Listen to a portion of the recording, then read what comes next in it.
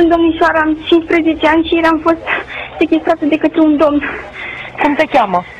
Mă cheamă Alexandra, vă rog, veniți repede, nu știu unde sunt. Veniți repede, vă rog. In the quiet town of Caracal, Romania, Alexandra Macișanu vanished without a trace. One day later, her desperate calls to the emergency services prompted a dire situation, one in which she desperately needed rescuing. Despite her bravery, both the operator and the authorities failed her, leading to the worst possible outcome. And with that said, their grievous mistakes would cause mass outrage, which led to multiple sackings and dozens of protests. When detectives eventually traced her last known location, what they found was a monster lurking in the shadows, one who seemed willing to expose several terrible secrets and reveal more than just one victim. So, who was Alexandra Macișanu? How did Luisa Melencu become part of her story? Who is this mysterious man visible on Google Maps? And how did all of their fates intertwine? Welcome back to Coffeehouse Crime, folks. My name is Adrian, and in this video, we're looking at one of Romania's most infamous modern-day cases. Now, we don't usually get to visit Eastern Europe on this channel, and so today, we're looking at a very peculiar story. However, before we begin, this video is sponsored by Dream. Now, I've been reading your comments under my videos for quite some time now, and it's a great way to gather feedback and see what my audience wants. However, one thing that I'm very surprised about is how many of you listen to me while you're falling asleep. Now, I know I'm stating the obvious here, but sleep really is important. Personally for me, it's the difference between smashing out a full day's worth of work and then still having enough energy for exercise, or just feeling moody all day. And that is precisely why I've been using Dream, which is clinically proven to improve sleep. Dream is a nighttime blend that supports better sleep. It uses well-known natural ingredients that help your body through the different stages of sleep, including melatonin, magnesium, L-theanine, and reishi mushrooms. I've been using the original cinnamon cocoa and the nano CBD brownie batter flavors, and I have to say, they have become a delicious treat before bedtime. And with both of them only being 15 calories per serving, you don't have to feel guilty about it either. Sleep is extremely important to mental well-being and daily performance, and increasing the quality of sleep through Dream's blends can help boost your mood, concentration, and recovery levels. Ever since taking Dream, I've realized that all of that morning fog that I used to have is no longer existent. Not only that, but I do seem to be sleeping a lot more solidly through the night too, which I do admit used to be a problem. So, if you'd like to prioritize your sleep for a productive and a healthy year, get up to 35% off Dream by Beam by using the code Coffeehouse at checkout. Thank you to Dream for sponsoring this video, and thank you for the delicious nighttime blend. And now with that said, please grab yourself a coffee or a cup of Dream, and let's investigate. This is the case of Gheorghe Dincă.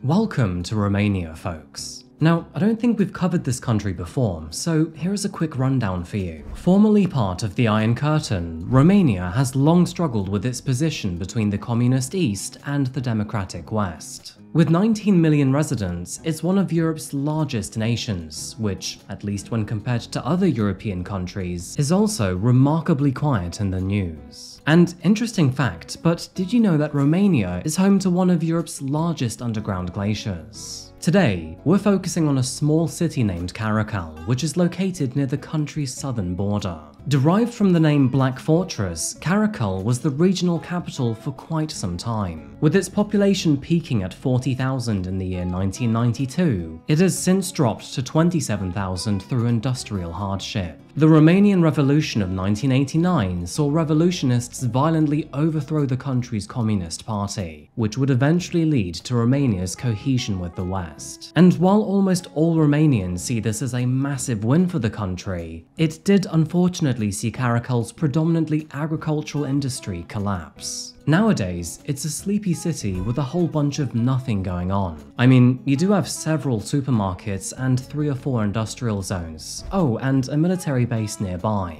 But otherwise, life here is pretty quiet, with nothing but small murmurings being the main talk of the town. However, on July the 25th, 2019, all of that would suddenly change. It was at 11:05 that morning that a young woman named Alexandra Macișanu dialed 112, which, by the way, is the phone number for Romania's emergency services. What you hear behind my voice is the actual recording, but with this being Romanian, it's better that I translate it for you. Alexandra greeted the operator by saying, "Hello, I want to talk to the police. I am 15 years old. I was kidnapped by a man yesterday." The operator asks, "What's your name?" Where the young girl then responds, "Alexandra Machishanu. Please come quickly. I don't know where I am." Rather confused, the operator then asks, "What do you mean you don't know where you are? Do you know what locality?" To which Alexandra responds, "In Caracal. He took me in Caracal, but I don't know exactly where." In an ironic tone, the responder then replies with, "Well, give me a milestone where you are in Caracal. How do you think we can find you? Hello? Were you assaulted?" Alexandra then weakly replies, "Yes, wait, please don't leave me. Oh no, he's coming back here. Please, come quickly, please." The call is then abruptly disconnected, and for half a minute, the operator, who has asked for support from her team member, is frozen with what to do. They had no idea how to track Alexandra, who could only confirm the city that she was in, but not the house, street, or even suburb. Thankfully, she would then call back only 1 minute later, and this time, they would learn of a few more details. After greeting the caller, Alexandra then responds to the operator by saying, "It's me again. I don't know where I am in Caracal. I was blindfolded, and when I could see something for the first time, I was near a dam." It is at this point that she then incorrectly tells the operator that her abductor is a man named Popescu Gabriel. It is worth noting here that, although she was smart enough to find his business card in the room that she was in, it did not actually belong to the kidnapper. Alexandra then goes on to say, "I cannot see where I am. I am locked in a room. All I can see is a gate. Yesterday, I hitchhiked to go to town. That is when he took me in his car. He then locked the car and told me that he could take me. I don't remember the license plate, but the car was grey and flat-headed. I passed a dam along the way, but now I don't know. I think I'm in bold, maybe. I don't know." The operator then asks, "Do you have your phone with you?" To which Alexandra responds, "Yes, but he's got it. I'm calling from his phone now. Please send someone, I am scared."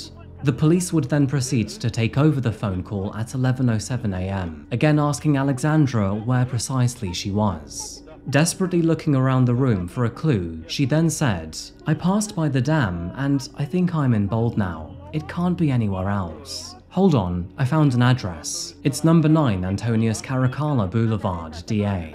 Now, unfortunately, this address was not the correct one. When officers highlighted to Alexandra that this address contained a block of flats, she reiterated that she was somewhere more rural and could see a courtyard and a gate. By now, the operator and the officer sounded agitated and even condescending towards Alexandra. And so, despite her incredible efforts to locate a phone, call the police twice, and then even find clues and details to her whereabouts, her saviors seemed audibly annoyed. The officer then tells her to stay put and that police are coming, but she responded by saying she had no choice anyway because she was locked in the room.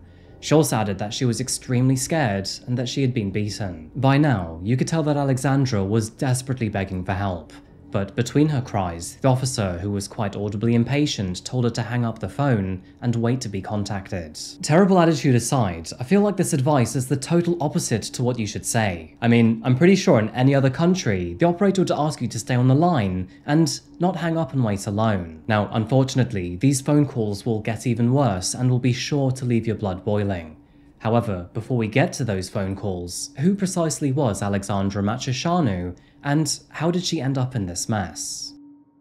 Born on September the 15th, 2003, to her father and her mother, Alexandra was raised on the outskirts of Caracal in a small village named Dobroslaveni. Described as a friendly and popular girl at school, she had absolutely no trouble in fitting in with her classmates. And after attending primary school, she moved on to become a student at the Mihai Viteaju Theoretical High School. Described as a bright and kind-hearted student, she was very close to her family and had big aspirations for the future. But moving into our case today, she was only 15 years old when this story takes place. Being from the small village of Dobroslaveni, where the population barely scrapes past 3,000 residents, she would often make her way into the city to meet friends and go shopping. However, with public transport being unreliable, if not existent at all, she would often rely on other forms of transportation. And unfortunately, I'm talking about hitchhiking here.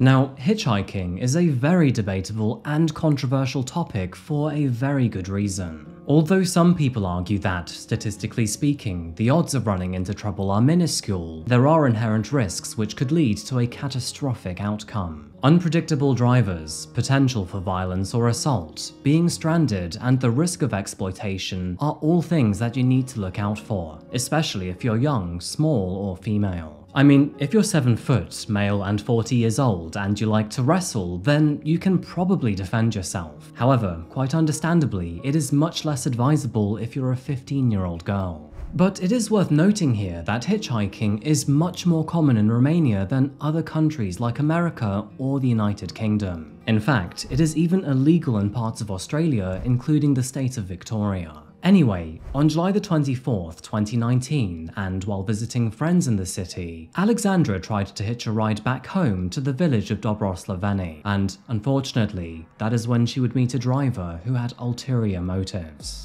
Parking his vehicle beside her, the man then asked where she was going, and after explaining that she needed a lift to go back to Dobroslaveni, which was only a few miles down the road, the older man agreed to help her out. Alexandra thanked the driver, hopped in the car, and then put on her seatbelt. But after the vehicle was then put in motion, the driver manually locked all the doors and then told her to remain calm. Within minutes, he stopped the vehicle, where Alexandra was then forced to place a blindfold over her head.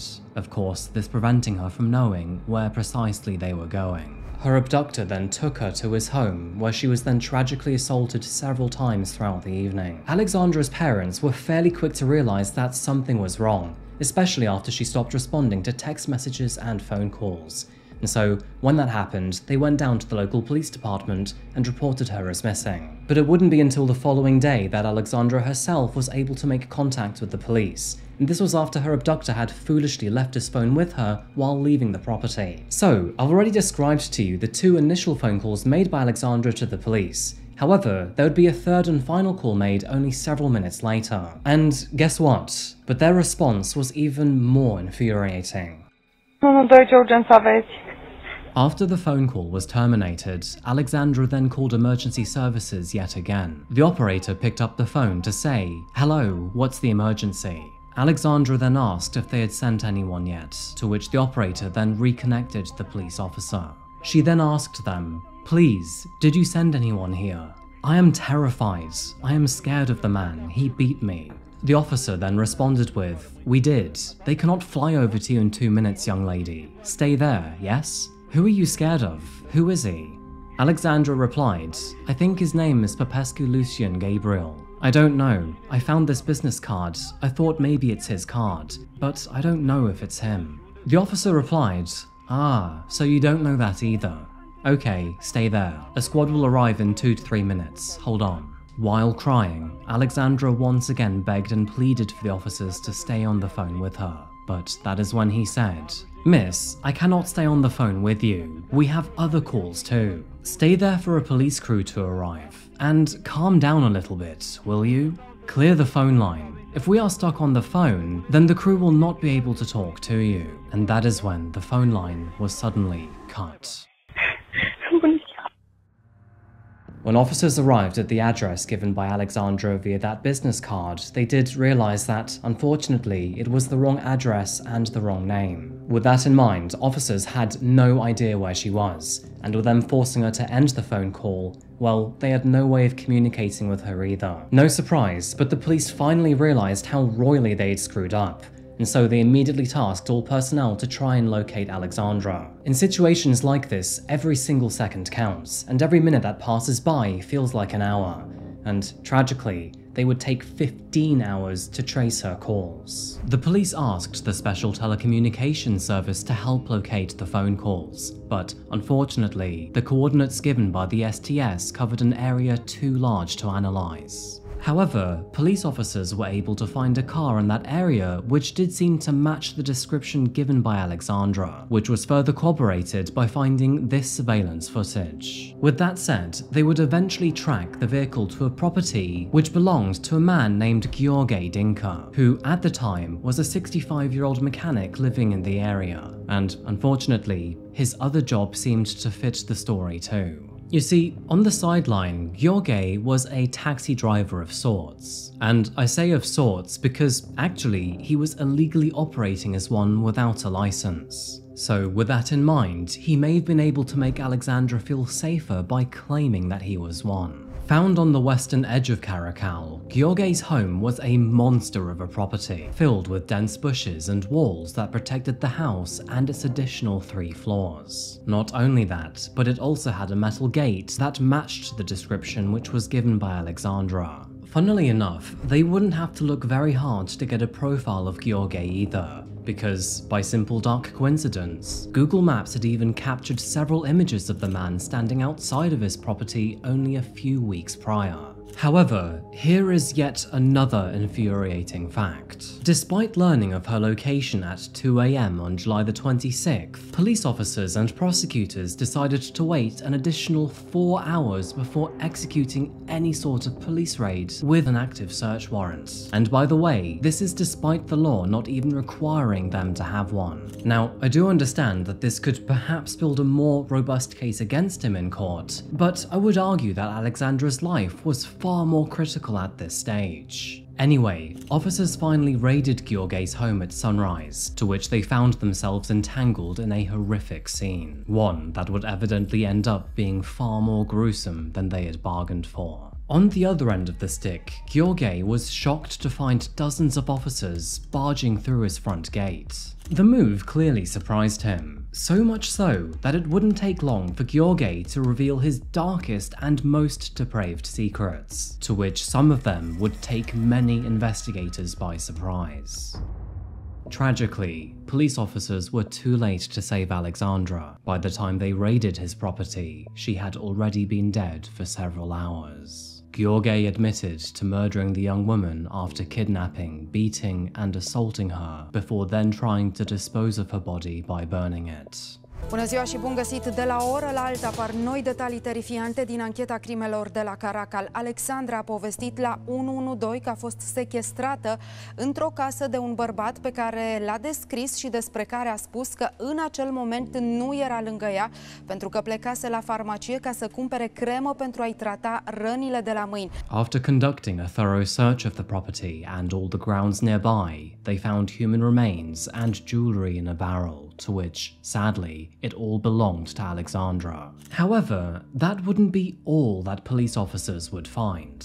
It turns out that this was not Gheorghe's first rodeo, because after admitting that he had murdered Alexandra, he then diverted investigators' attention to another missing persons case, which, sadly, had only taken place 3 months prior in April. It was at this time that an 18-year-old woman named Luisa Malencu had vanished from her hometown of Caracal, never to be seen again. And, well, it turns out that he was also responsible for her disappearance, meaning that, at the very least, Alexandra was the second woman to be murdered on his property. As you can imagine, the public's response here was strong, emotional, and intense. Many Romanians were outraged for several reasons, which would lead to a protest of more than 2,500 people in Bucharest. Not only were they devastated by Alexandra's and Luisa's deaths, but they were angry at how the authorities dealt with both of their disappearances. The sluggish response time was already frustrating enough, but what angered the public even more was how the officer and the operator would sound sarcastic and even annoyed during the phone call with Alexandra, who clearly was terrified for her life. While these protests were going on, Alexandra and Luisa's friends and family both held vigils for their daughters, both who were now faced with the immeasurable pain of grief and loss. However, as I will explain later on in this video, not everyone was on board with their deaths. Meanwhile, in the interrogation room, Gheorghe told the investigators that he burned Alexandra's body to dispose of the evidence, while simultaneously confessing that he threw Luisa's body into the Danube River found nearby. However, he would later change his statements to claim that he also burned Louisa's body. He then agreed to take the investigators to a forest where they found several cremated bone fragments in an area where he claimed to have disposed her remains. But forensic experts could not establish an exact DNA profile from these fragments, as unfortunately, the bones found in the woods were too calcinated, a state in which all the organic carbon has burned away from the bone, leaving it pure white and sometimes unidentifiable. Sadly, DNA tests soon confirmed that the bones found at Gheorghe's home did in fact belong to 15-year-old Alexandra Maceșanu, and so, with all said and done, they knew that she had been murdered. Moving to the legal proceedings of this case, Gheorghe's trial would begin in August of 2022. Now, in the Romanian system, there are no juries, and so both civil and criminal trials have what we know as a bench trial, where a single judge will render the verdict. In addition to this, they also have what they call a finalizing process, where the tribunal can take up to 1 year to determine if the verdict and sentence is fair. Now, as we know, this man was up against a slew of charges, including human trafficking, child trafficking, sexual assault, murder, and desecration of a corpse. And so, as expected, this man would give a lot of resistance in court. Although he initially confessed to the murder of both women, he would later change his mind in court and even deny that he had anything to do with their deaths. However, his involvement was almost irrefutable at this stage in the investigation. In addition to the phone call, evidence, and confession, surveillance footage also captured his vehicle close to the area where Alexandra hitched a ride, which was also confirmed by additional surveillance footage of her walking nearby. It was determined that the first of his crimes began on April 14, 2019, when, at that stage, he kidnapped Luisa Malencu before then taking her to his home. While there, she was subjected to multiple counts of assault before then tragically being murdered the next day. Alexandra suffered the same fate only a few months later in July. Evidence found suggests she had been chained to the man's bed before then being murdered.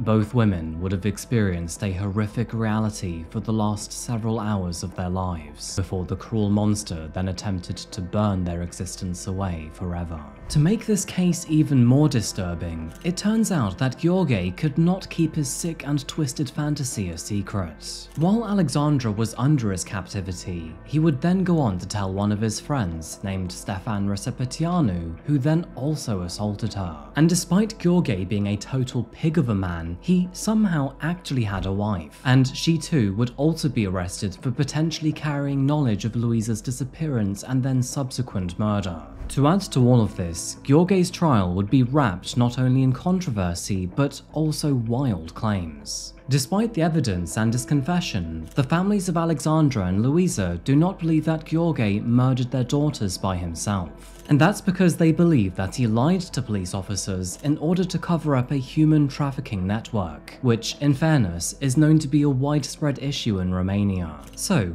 did Gheorghe act alone, or did he have other accomplices? They also believe that the prosecutors who worked on Alexandra's disappearance intentionally delayed the raid on his property in order to give him time to hide evidence. Not only that, but it was also noted that, while working on Luisa's disappearance only 3 months prior, the prosecutors who obtained surveillance footage of Gheorghe's car and license plate failed to question him or even conduct a search on his property. Now, at least personally speaking, I think there are only two options here.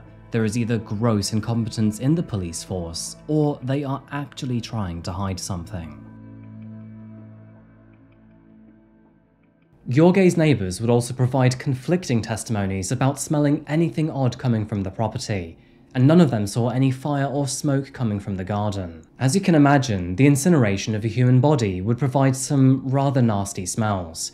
So, did the wind affect their testimonies, or was there no fire at all? Obviously, the main theory here is that Gheorghe was merely a scapegoat or a pawn to a wider criminal organisation, and perhaps even in cahoots with the government. It is also noted here that DICOT, which is Romania's homicide agency, made multiple mistakes with the evidence available. And that's because, although Alexandra's DNA was confirmed to be identified in some of the dental pieces inside the burn barrel, some of those results were deemed to be inconclusive. And that's because some of the teeth found in the barrel did seem to exhibit dental work that Alexandra did not have. However, the forensic specialists failed to note this, and furthermore, they examined the teeth as as a whole, using a destructive method that would render individual analysis of each tooth to be impossible afterwards. Despite the uncertainties of these results, Dysart would issue a death certificate for Alexandra, to which her family refused to recognize. Rumors and controversy aside, the judge who was working on this case was absolutely furious, and of course, he had to act on the evidence available. So it's no surprise that Gheorghe Dinka was ultimately found guilty of all charges, and was therefore sentenced to 30 years behind bars. Now, according to Romanian law, a 30-year sentence is the maximum that a person over 65 years of age can receive, which is good enough in this case, because considering his age, he will never walk a day free again. In addition to his sentence, the court also ruled that he must pay moral damages of 700,000 euros, which is the equivalent of $722,000 to the two victims' families.